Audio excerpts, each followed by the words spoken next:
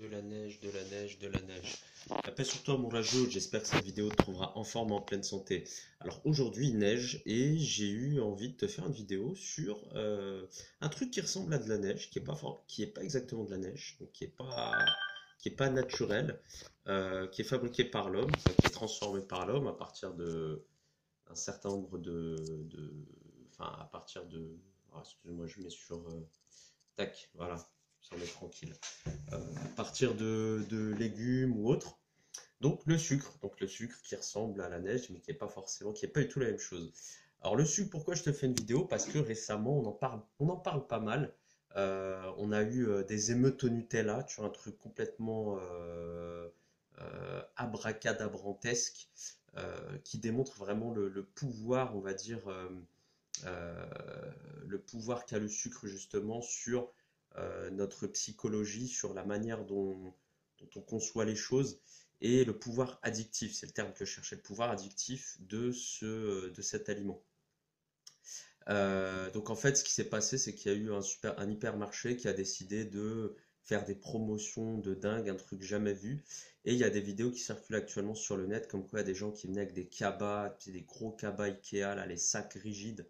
Et ils venaient comme ça, ils remplissaient 5, 6, 7, 10 boîtes de Nutella. Mais qu'est-ce qu'ils allaient en faire? Mais t'imagines les gens qui mangent tout ça? Donc dedans, enfin on te le rappelle quand même, c'est du sucre, c'est de l'huile de palme, c'est voilà, c'est vraiment des choses. En plus tout ça c'est transformé, etc. Donc le processus de fabrication d'huile de palme, je te raconte même pas. Et c'est environ 50% de sucre. Donc quand tu prends une cuillère à soupe et que tu tartines du pain avec, la moitié c'est du sucre que tu ingères. Donc le souci c'est ça, c'est que le sucre est aujourd'hui omniprésent. Le sucre, quand je parle de sucre, je parle de saccharose, d'accord? Et des autres sucres, on va dire, tout ce qui termine par ose, mais qui est, on va dire, artificiel, d'accord? Je te parle pas du fructose contenu dans les fruits, etc. Là est autre, ça c'est autre chose, d'accord? Et qui nous suffirait largement aujourd'hui. Voilà, c'est juste que le sucre est apparu. Donc le sucre est apparu, je crois, très récemment, autour du 19e siècle, hein, au 18 ou 19e siècle, je me souviens plus très bien. Et voilà, tout de suite, on lui a prêté au départ des vertus médicinales. Les gens ont très vite déchanté parce que il y a certains spécialistes de la santé voilà, qui disaient qu'effectivement le sucre pouvait être à l'origine de la perturbation des humeurs. Les humeurs, c'est les liquides qui circulent dans le corps, la bile, le sang, la lymphe, etc., etc. À l'époque, on appelait ça des humeurs. Bon, il y a toujours, en naturopathie, on appelle toujours ça comme ça, d'après ce que enfin, je crois. Mais voilà, donc ça perturbe déjà les liquides quand on sait que le corps est constitué je crois, à 70 ou 80% d'eau et de liquide. Voilà, on se rend compte que voilà, à partir du moment où on perturbe cet équilibre si délicat, voilà, c'est pas génial. Ensuite, après ça, on a un chercheur qui est devenu super connu là récemment, il s'appelle Serge Ahmed. Je crois qu'il est, je sais plus si c'est au CNRS ou je sais pas, qui a donc qui effectue des recherches sur l'addictologie. Donc, et notamment, il est spécialisé sur euh, tout ce qui est, enfin, il mène une étude depuis longtemps sur sur la cocaïne. Ce qui se passe, c'est qu'il a des rats de laboratoire, des souris à qui il a mis, enfin, qui sont sous cocaïne depuis très longtemps, qui suivent un régime à base de cocaïne. Et donc, il étudie un petit peu leur comportement suite à l'addiction, à la dépendance à la cocaïne. À un moment donné, il s'est dit, tiens, je vais changer un petit peu leur menu, et puis je vais leur proposer de l'eau sucrée euh, à côté de la cocaïne pour voir un petit peu comment elles réagissent. La plupart des souris, toutes les souris qui ont goûté à l'eau sucrée, je crois que c'était environ 80%, voire plus de 80%, qui revenaient à l'eau sucrée alors qu'elles étaient addictes à la cocaïne. Aujourd'hui, la plupart des articles ou quand on parle de cette étude, on dit que les souris avaient le choix. Non, elles n'avaient pas le choix. À la base, elles étaient déjà addictes, t'imagines? Donc c'est encore pire. Ces souris étaient addictes, étaient dépendantes à la cocaïne, et du jour au lendemain, on a introduit le sucre en deuxième choix, et elles se sont tournées vers le sucre. C'est-à-dire que même une personne, a priori, parce qu'on ne peut pas toujours transposer ce qui se passe les expériences faites aux animaux à l'homme, mais on peut supposer que un homme qui est dépendant à la cocaïne, tu lui mets du sucre à côté, voilà, il va se ruer sur le sucre. Donc ça a un pouvoir quand même assez extraordinaire. Ce qui se passe, c'est que le sucre provoque ce qu'on appelle un rush de dopamine dans le cerveau. Même, je crois, deux fois le circuit. C'est ça, en fait, qui fait que par rapport à d'autres substances euh, qui peuvent rendre addict, qui peuvent rendre dépendant, le sucre passe au-dessus. Euh, Parce que justement, il permet de faire deux fois le circuit. La dopamine, c'est une hormone, l'hormone de la récompense, du bonheur. Voilà, on est bien lorsqu'on a de la dopamine dans le cerveau.